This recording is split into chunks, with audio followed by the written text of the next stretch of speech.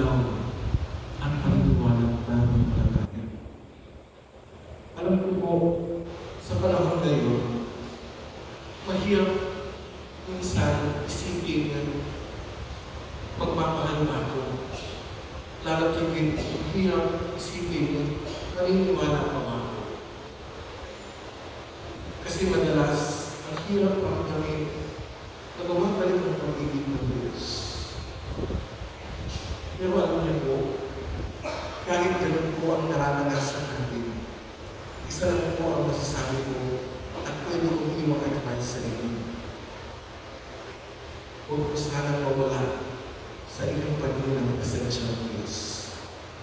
I remember when I was still a seminarian, siguro po lahat ng seminarista, lahat kami nagdadala namin yung araw-araw kasi kami nagdarasal, araw-araw kami nagsisimba.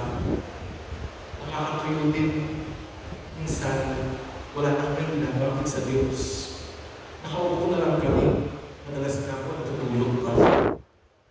And then sa time ko, may spiritual director, Father, siguro ang ginagawa ko na lang ay umaattend na lang ako.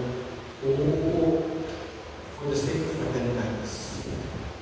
Pero sabi sa akin ng spiritual director ko, maswerte ka nga eh. Kasi kahit wala nang nagbabanggit, nasasakit ang bibig mo at naiisip, nandiyan ka sa ulo, kaharap mo ang Panginoon. Never lose sight of God. Because the presence of God will make you realize a lot of things. Hindi po magiging ang Diyos. Kasi ang magic, pwede gaya. Ang Diyos na gumagawa ng himala.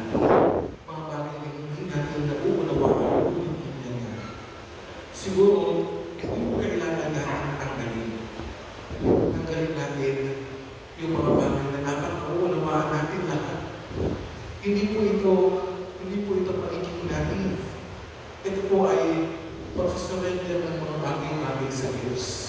Dahil sa katunayan, hindi naman talaga natin nauunawaan ng lahat. We just have to offer everything that we do not know, everything that we can understand to God in order for us to really realize, Lord, ikaw naman pala talaga ang pagpapanan. Lord, ikaw naman pala talaga ang tunay na naman. Lord, kung ano meron ako, alam ko, yun ay parang upang ako ay mag-gusto ng brothers and sisters, like St. John, may we love Jesus Christ in the most shallow way we can. May we love God in the most deepest way we can. May we love God in the most extreme way possible. Because in that way, we can really assess ourselves. Tunay na naniwala ng umibig sa Diyos. Kaya kaya kong tunay na umibig at maniwala sa aking kapwa.